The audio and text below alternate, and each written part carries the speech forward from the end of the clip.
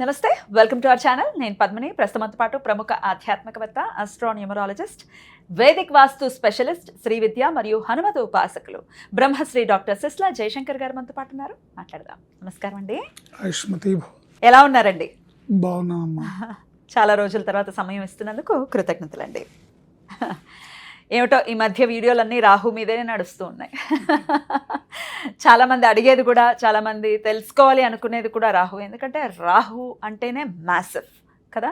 చాలా ఆయన రిజల్ట్స్ అన్నీ చాలా మ్యాసివ్గా ఉంటాయని చాలామంది చెప్తుంటే ఇంట్రెస్టింగ్గా అనిపిస్తుంది.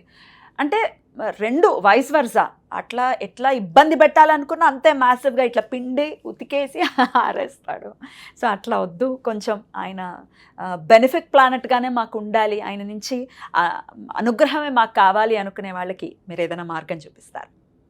అనుగ్రహం కావాలనుకున్న వారికైనా, లేదా ఆయన వారి వ్యక్తిగత జాతకంలో ఆగ్రహంలో ఉన్నా, ఎలాంటి స్థితిలో ఉన్నా, ఆయన ఇబ్బంది పెడుతున్నా కూడా ఏదేమైనా ఆయన్ని ప్రార్థించాల్సిన అవసరం అయితే ఉంటుంది.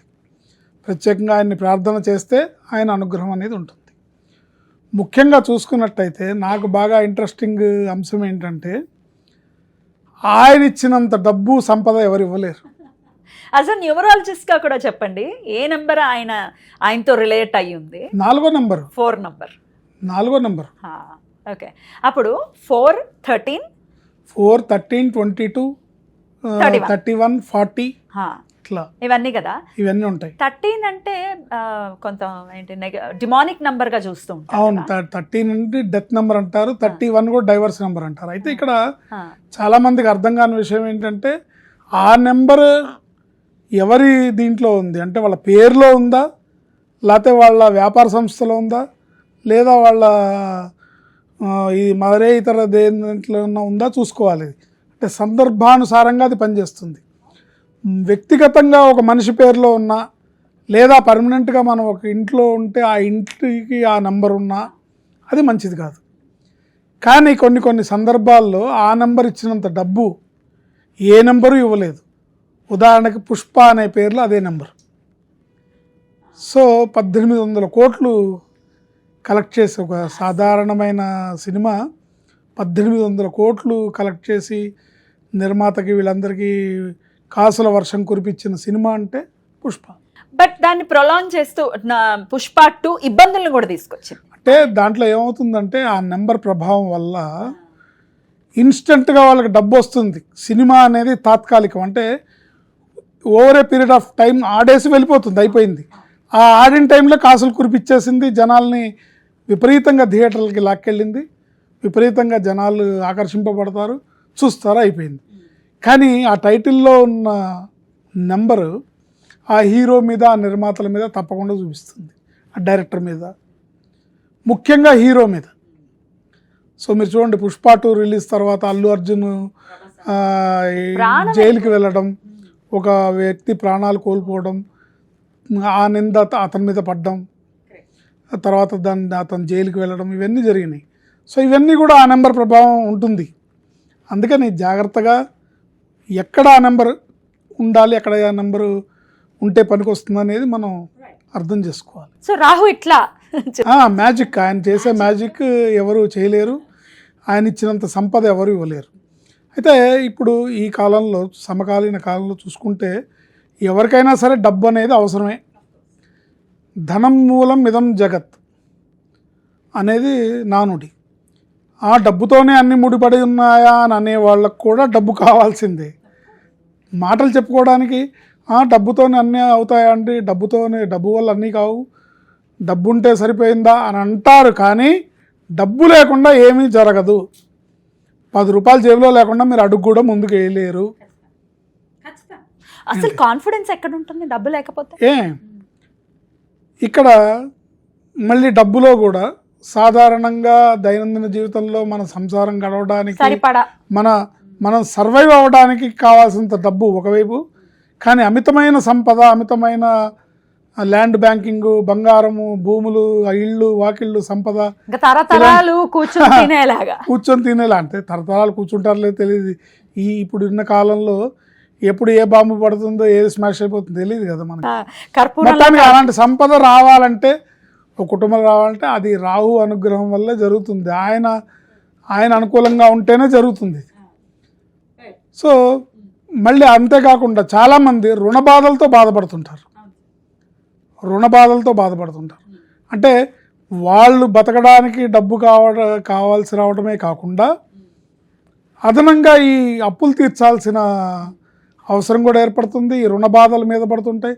ఆ రుణ ఒత్తిళ్ళు ఇవి తట్టుకోలేక కొంతమంది సూసైడ్ చేసుకోవడం ఇవన్నీ కూడా జరుగుతుంటాయి. ఇది కూడా రాహు ఇంపాక్టేనా? రాహు ఇంపాక్ట్. కానీ ఆయనని ప్రార్థిస్తే, ఆయన మంత్రాన్ని జపిస్తే ఒక ప్రత్యేకమైన ప్రక్రియ ఉంది.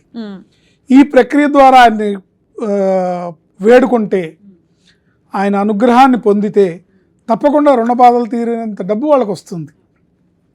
ఏంటి రుణ బాధలు ఉన్న వాళ్ళకి ప్రత్యేకంగా ఒక మంత్రం ఉంది, ప్రత్యేకమైన విధి విధానం ఒకటి ఉంది.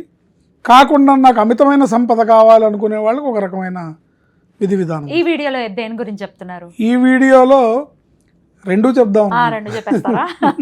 సరే చెప్పండి.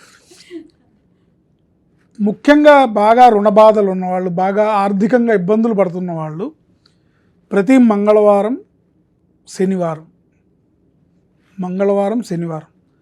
రాహుకాలం టైంలో ఓ బెల్లం ముక్కని చేతిలో పట్టుకొని ఆయన మంత్రాన్ని జపించాలి. రాహుకాలం ఒక్కొక్క రోజు ఒక్కొక్క టైంలో ఉంటుంది. ఇది ప్రేక్షకులకి చాలా మందికి ఐడియా ఉండొచ్చు, ఉండకపోయినా కూడా నేను ఒకసారి వరుసగా చెప్పేస్తాను. ఇంకా ఈజీ. ఆదివారం నాడు సాయంత్రం 4:30 నుంచి 6 వరకు ఉంటుంది. సోమవారం నాడు ఉదయం 7:30 నుంచి 9 వరకు ఉంటుంది. మంగళవారం నాడు మధ్యాహ్నం 3 నుంచి 4:30 వరకు ఉంటుంది. బుధవారం నాడు మధ్యాహ్నం 12 నుంచి 1:30 దాకా ఉంటుంది. గురువారం నాడు మధ్యాహ్నం 1:30 నుంచి 3 వరకు ఉంటుంది. శుక్రవారం నాడు ఉదయం 10:30 నుంచి 12 వరకు ఉంటుంది. శనివారం నాడు ఉదయం 9 నుంచి 10:30 వరకు ఉంటుంది. ఇది రాహుకాలం టైమింగ్స్. ఈ టైమింగ్స్లో ప్రత్యేకంగా రుణ బాధలు తీరాల్సిన వాళ్ళు ఓన్లీ మంగళవారం అండ్ శనివారం ఈ 2 రోజులు, అంటే మంగళవారం నాడు మధ్యాహ్నం 3 నుంచి 4:30 వరకు, శనివారం నాడు ఉదయం 9 నుంచి 10:30 వరకు మీరు వేరే ధ్యాస లేకుండా ఆయన మీదే మనసు లగ్నం చేసి ఒక బెల్లం ముక్కని, మీరు తినగలిగినంత బెల్లం ముక్క, మీరు తినాలా, ఓకే, దాని చేతిలో పట్టుకొని సింహికా గర్భ సంభూతాయ నమః అనే మంత్రాన్ని చదవాలి. సింహిక అంటే రాహు యొక్క తల్లి గారి పేరు సింహిక. సింహికా గర్భ సంభూతాయ నమః అనే మంత్రం చదివి ఈ రాహుకాలం ఇంకొక 5 నిమిషాల్లో ముగుస్తుంది అనగా దుర్గా అమ్మవారిని ప్రార్థించాలి. దుమ్ దుర్గాయై నమః, దుమ్ దుర్గాయై నమః అనే మంత్రాన్ని ఒక 5 నిమిషాలు, అంటే ఆయన ఇంకా తొందరగా ప్లీజ్ అవ్వడానికి. అంటే నువ్వు ఈ 90 నిమిషాలు గంటన్నర రాహుకాలం యూటిలైజ్ చేయాలి. గంటన్నర సేపు నువ్వు ఈ రాహు జపం చేసినందుకు ఆయన నీ తపస్సుకు మెచ్చి నీ కోరికను శాంక్షన్ చేయడానికి వీలుగా గంటన్నర అంటే 90 నిమిషాలు కదా, 85 నిమిషాలు సింహికా గర్భ సంభూతాయ నమః అనే మంత్రం చేసి 5 నిమిషాలు దుమ్ దుర్గాయై నమః అనే మంత్రాన్ని కనుక చేస్తే అతి శీఘ్రగతిన వీళ్ళ అప్పులన్నీ తొలగిపోయి ఆర్థిక పరిపుష్టిని పొంది ఆర్థికంగా బలవంతులు అవుతారు. ఇలా మంగళవారాలు శనివారాలు చేయాలి అంతే. ఎప్పుడు ఎన్ని వారాలు చేయాలంటే మీ అప్పులు తీరేదాకా అంతే కదా, మరి కష్టం తీరేదాకా చేయాలి.